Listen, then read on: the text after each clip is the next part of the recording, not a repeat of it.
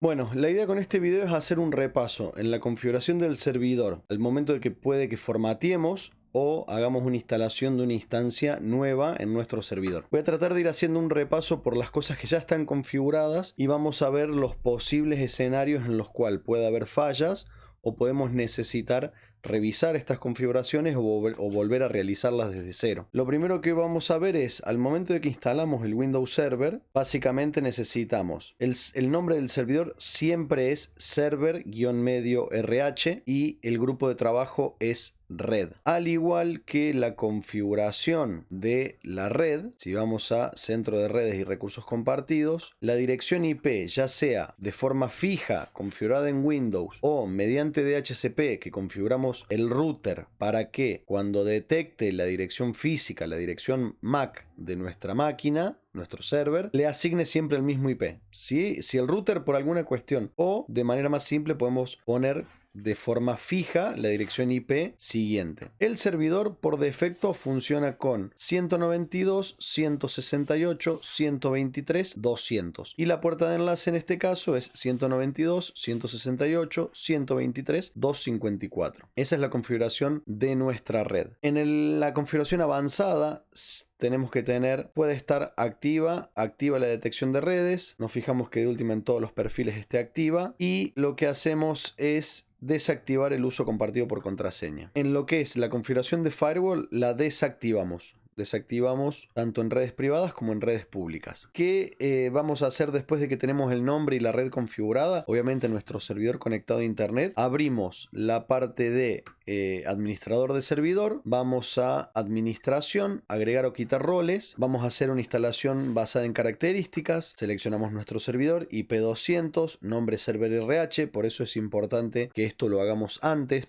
Lo primero que tenemos que hacer es configurar el nombre y el IP. Y acá vamos a seleccionar Hyper-V, que es para virtualización, para que tengamos servidores virtuales. Lo que es servidor de almacenamiento, lo básico, simplemente los servicios de almacenamiento de Windows. Esto nos va a permitir compartir, nos va a permitir tener dentro de los directorios configuraciones de seguridad avanzada. Por ejemplo, vamos a poder darle a determinados roles de usuarios permiso o a determinados usuarios permisos de lectura o de escritura o control total sobre cierta estructura de directorios. Después, lo que es servicios de escritorio remoto, solamente instalamos el host de sesión de escritorio remoto. Esto lo que hace es convertir a nuestro servidor en un receptor de conexiones remotas. En nuestro servidor vamos a tener, por ejemplo, 10 usuarios, cada uno con su usuario y contraseña y su rol, y van a trabajar todos en simultáneo. En ese escenario, nuestro servidor es el host, es el huésped de las conexiones. Como no usamos licencias, acá vamos a ver que dice otra parte, dice puerta de enlace o servidor de licencias, administración de licencias. Nosotros usamos el host porque tenemos el servicio de escritorio remoto de Windows tiene un periodo de gracia de 120 días. Cada 120 días vamos a tener que renovar el periodo de gracias y va a seguir funcionando todo igual. Que ya lo vamos a mostrar, se hace a través de una entrada de registro. Después, servicios de impresión y documentos, servidor de aplicaciones y nada más. Ya con eso tenemos los roles básicos de nuestro servidor. La segunda ventana son las características. Acá no vamos a tener que agregar nada, ya las va a agregar por defecto. La única que sí nos interesa es el servicio Wireless LAN, el servicio de redes Wi-Fi. ¿Por qué? Porque si bien nuestro servidor puede estar funcionando con un cable de red, en caso de que necesitemos conectar una placa Wi-Fi USB, el servidor va a correr los servicios para mostrarnos las redes que hay disponibles. Una vez que seleccionamos todo eso, le vamos a dar siguiente. Yo voy a agregar un servicio solamente para continuar en el paso. Le tildamos que reinicie automáticamente y esto lo que va a hacer es cada vez que sea necesaria durante la instalación de los servicios se va a reiniciar la máquina. Le doy instalar y el servidor va a correr todos los procesos, va a reiniciar las veces que sea necesario y cuando termine ya voy a tener para configurar mis parámetros de escritorio remoto. ¿Qué es lo que tenemos que hacer después de acá? Al momento de que la máquina reinició, vamos al mismo administrador de servidores y en herramientas tenemos el administrador de equipos. En administrador de equipos usuarios, lo importante acá es usuarios, donde vamos a crear, por ejemplo, acá tenemos el usuario Andrea, Gonzalo, Ignacio, Joel, Mariano, Mateo, Matías, Mica, Nicolás, NIN y soporte. Primero creamos los usuarios, los creamos que no puedan cambiar la contraseña y que la contraseña nunca expire. ¿Por qué hacemos esto? Porque por una medida de seguridad de Windows, si no lo tildamos, cada vez que la contraseña se venza, el usuario no se va a poder conectar y el administrador se la va a tener que renovar. Entonces, para evitar ese posible conflicto, la dejamos así y el administrador, cuando es necesario, la cambia y nada más. ¿Cómo se cambia? Clic derecho, establecer contraseña y ponemos la contraseña que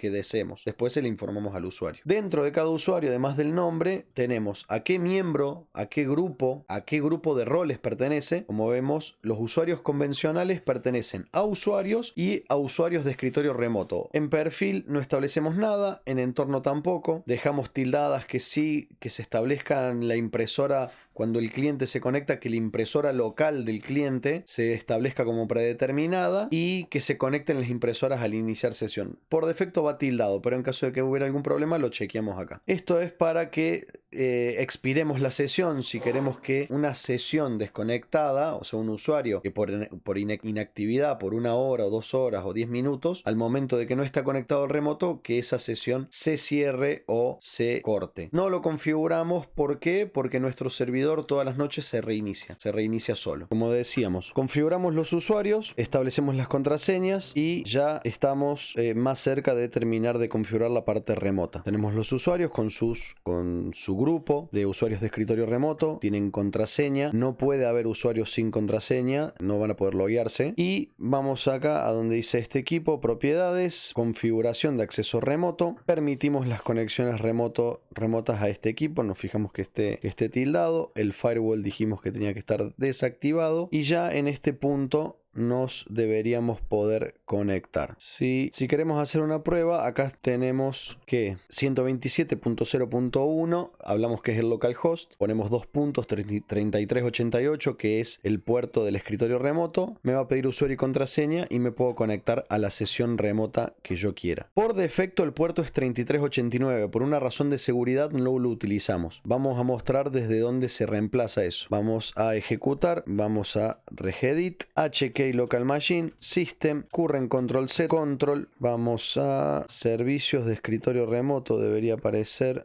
acá, terminal server, vamos a WinStation RDP, en WinStation RDP vamos a buscar abajo donde dice port number, en port number ponemos base decimal 3388, ahí cambiamos y ya queda nuestro puerto definido. ¿Qué es lo que nos puede pasar? Que otra cosa que hacemos desde el editor de registros es eliminar el periodo de gracia. Bien, como dijimos, para eliminar el periodo de gracia de los 120 días, vamos en esta misma instancia, terminal server, RCM grace period. Este grace period lo tenemos que eliminar.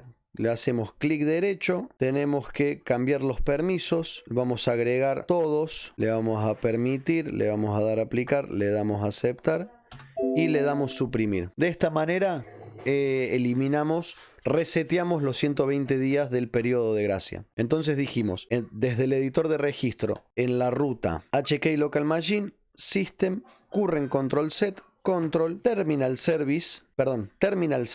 En RCM eliminamos grace period, el periodo de gracia de 120 días. Cada 120 días tenemos que hacer este proceso. Podemos automatizarlo con una tarea programada que nos lo elimine, pero como muchas veces por una cuestión de permiso no la deja ejecutar, lo podemos hacer manualmente. Y después en WinStation RDP cambiamos el puerto de conexión a terminal server. En esta instancia ya tendríamos configurado nuestra sesión remota. ¿Qué es lo que vamos a hacer? ¿Qué nos está faltando?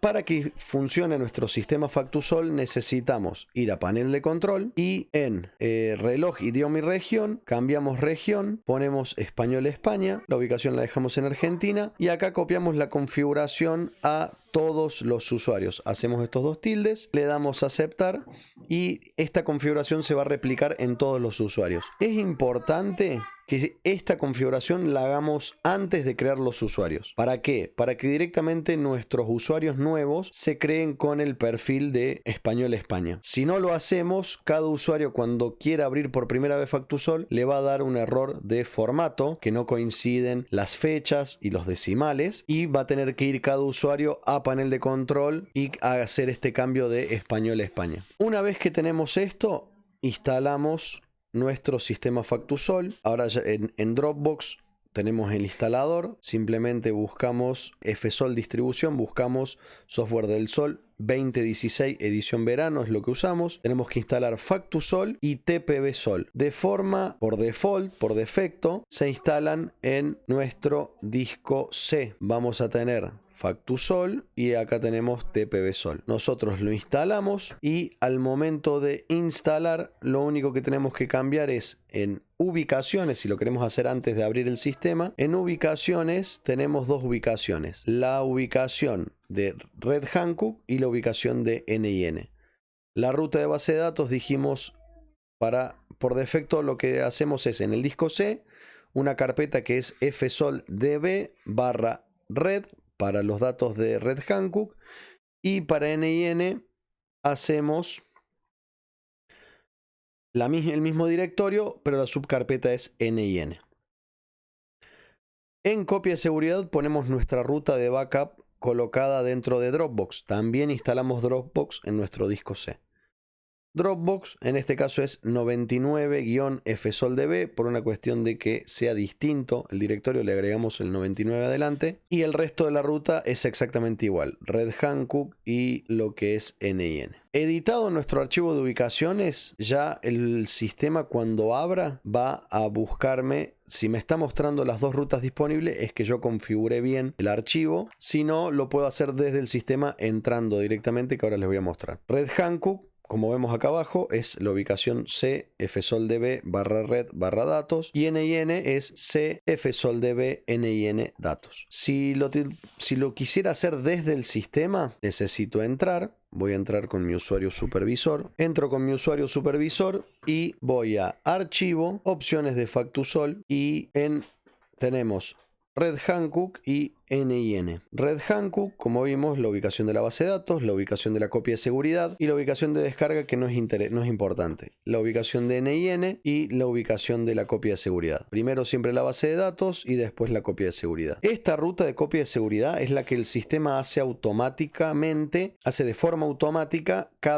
una vez al día, cada vez que se inicia sesión. Por otro lado, tenemos otro sistema de backup que ya lo vamos a ver, que es el sistema de Cobian, que realiza un backup de forma por cronómetro. Cada una hora realiza un backup de la base de datos y la coloca en Dropbox y la sube a nuestro servidor FTP. Bueno, ahí instalamos y configuramos el sistema Factusol. La instalación de Factusol no la voy a repasar porque es muy simple. La voy a ejecutar pero no la voy a completar. Vamos acá, como dijimos, Factusol edición verano, instalo Factusol y esto le voy dando siguiente, le voy dando todo siguiente y se instala. No tiene ningún parámetro en la instalación, más que especificarle la ruta, pero por defecto se instala en el disco C, así que normalmente lo dejamos así. ¿Por qué todo en el disco C? Por una cuestión de permisos, porque si yo instalo en directorios dentro de las carpetas users o la carpeta escritorio o una carpeta propia de un usuario,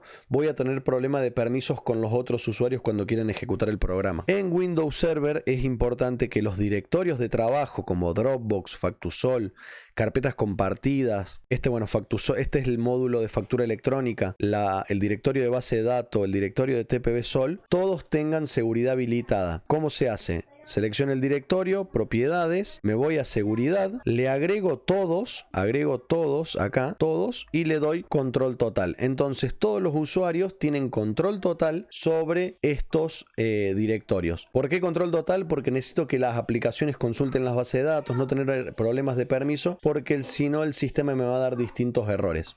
Y por defecto, Windows Server, cuando vos creás un directorio no tenés ningún tipo de permiso, solamente tiene permisos el propio sistema operativo. Cualquier aplicación de terceros no puede levantar ni escribir datos. Entonces ahí es donde es importante asignar los permisos. Como son heredables o heredados, cuando creemos un subdirectorio dentro de esas carpetas, no va a ser necesario volver a asignar el permiso de seguridad porque las subcarpetas van heredando la estructura de permisos. Bueno, ¿qué sistemas necesitamos sí o sí tener instalados en el servidor? En los programas tenemos el Adobe Reader para ver PDFs, Anides, Cobian Backup 11, esto es para el sistema de backup, Dropbox, bueno, acá tenemos el programa de Excel y Mercado Libre, que es el Excel que vincula con las publicaciones de Mercado Libre, Factusol, el módulo de factura electrónica, FileZilla no es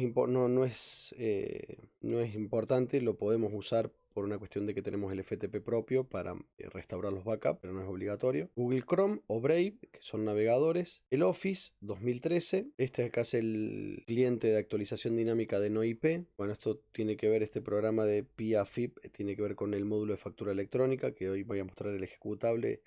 Vamos a hacer un video especial de la parte de factura electrónica. Rambox, como dijimos, para los WhatsApp web o cualquier cuenta que queramos tener online. El TPV-Sol y el WinRAR para los archivos comprimidos. Esos son los sistemas que sí o sí tenemos que configurar. Si dado el caso, al momento de formatear el servidor, tenemos una partición D, estaría bien instalar todo en el disco D, inclusive la base de datos de Factusol, siempre y cuando estemos hablando de un disco sólido. Como normalmente los discos sólidos no es recomendable particionarlos, yo acá uso un disco sólido y tengo todo en una sola partición.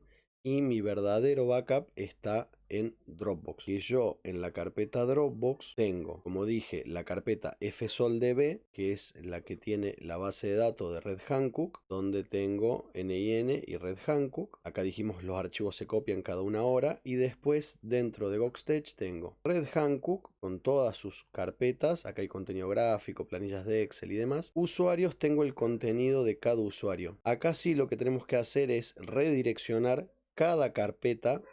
Por ejemplo, que el usuario Joel guarde todos sus documentos, descargas, escritorio, documentos, en la carpeta de Dropbox. Este trabajo lo tenemos que hacer usuario por usuario, cortando y pegando los directorios, desde la ubicación en C-Users a la carpeta de Dropbox. Después dijimos lo que es Dropbox, tiene una carpeta de neumáticos, donde guardamos los Excel, las planillas, logos y demás.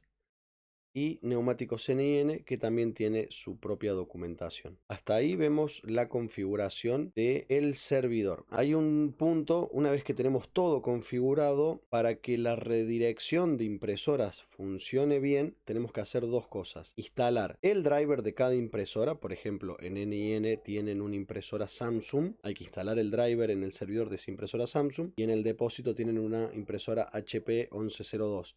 Hay que instalar el driver de la HP 1102. Eso se baja, se descarga directamente de Google, la página de cada fabricante. Por ejemplo, drivers HP 1102 y directamente descargamos el driver de acá, lo descargamos y lo instalamos. Lo mismo para la Samsung.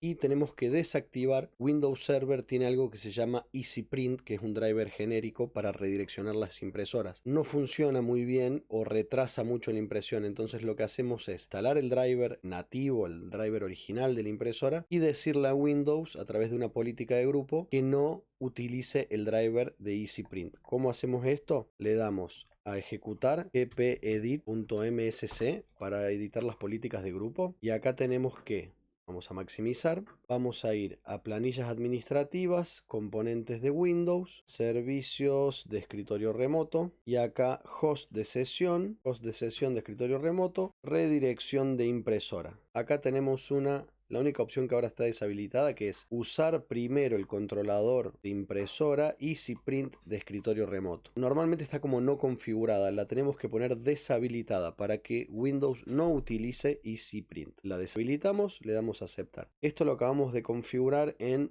configuraciones de equipo. Ahora tenemos que hacer lo mismo en configuraciones de usuario. Planillas administrativas, componentes de Windows, servicio de escritorio remoto, host de sesión, redirección de impresora y lo mismo. Usar primero el controlador de impresoras EasyPrint de escritorio remoto, lo deshabilitamos, le damos a aceptar, reiniciamos el servidor y ya de esa manera cada vez que un usuario se conecte, por ejemplo, vamos al panel de control, y yo voy a dispositivos e impresoras, voy a ver que todas las impresoras que dicen redireccionado son impresoras que yo tengo en mi máquina, no en el servidor, y lo que hace el remoto es redireccionarlas. Yo, por ejemplo, tengo acá la 1102 redireccionada. Si me voy a impresora, me voy a propiedades, me voy a opciones avanzadas, yo veo que en controlador dice HP Láser Profesional. Si acá dijera Easy Print, tendría fallas en la impresión. Si no me está tomando esto, es que tengo que instalar el driver correcto. Se instala una nueva impresora, se compra una impresora nueva,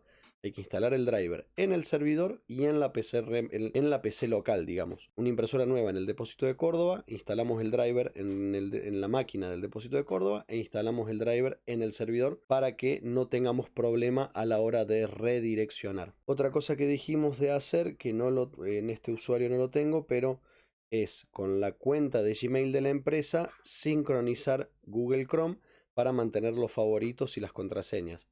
Yo lo tengo acá con mi mail personal, pero va sincronizado el Gmail de redhankook@gmail.com para tener sincronizado todos los datos de Google Chrome. Bien, ¿qué otra cosa puede pasar?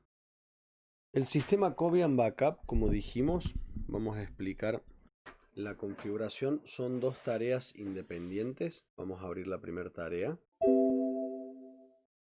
La tarea está nombrada como Dropbox. Básicamente lo que hace es una tarea de backup que incluye los subdirectorios y usa la lógica de atributos. El tipo de backup es completo, o sea, cada vez que copia absolutamente todos los archivos. Los ficheros, acá tenemos las dos rutas. En este caso, para hacerlo más rápido, y como es un backup que se hace cada una hora, solamente se hace backup de la base de datos 2019 y la base de datos 2020. ¿Por qué 2019-2020? Porque muchas veces por ahí se hacen movimientos de cobros o algún tipo de registro en la base de datos del año anterior. Las dos rutas de origen, que es la fuente del backup, y después como destino de backup tengo la carpeta de Dropbox, que ya dijimos, C:2.Dropbox 099 FSOL. Después tenemos el FTP, que básicamente el FTP se da nuestro dominio, redhankook.com.ar, el puerto es el 21, el usuario es el fcx@redhankook.com.ar. Este mismo usuario FTP lo utilizamos para que Factusol suba la base de datos para el portal, la contraseña que está anotada en la planilla y la carpeta inicial, que es la ruta absoluta, o sea, en qué directorio del FTP quiero colocar mi respaldo. Tenemos el directorio dentro de Dropbox, la configuración FTP y otro directorio dentro de Dropbox también en un directorio respaldo. Esto lo hacemos en dos lugares porque tenemos algunas planillas que se comunican de forma directa con la base de datos, entonces para no interrumpir eso lo hacemos en dos lugares por las dudas. En horario tenemos cronómetro y lo hacemos cada 60 minutos de 8 de la mañana a 8 de la noche para no hacer backup en exceso. Dinámica, la prioridad es normal, el archivo es sin comprimir, entonces lo que hace es simplemente reemplazarme un directorio por el otro o un contenido por el otro. Esto hace que el backup sea más fácil y más rápido. Crear siempre el directorio tope y limpiar los atributos. En el caso de NIN es prácticamente la misma configuración. Si quisiéramos forzar el backup para que se haga manualmente, seleccionamos la tarea o le damos play para hacer una sola o a los dos para ejecutar todas las tareas de backup. Eso sería la primera parte de la configuración del servidor.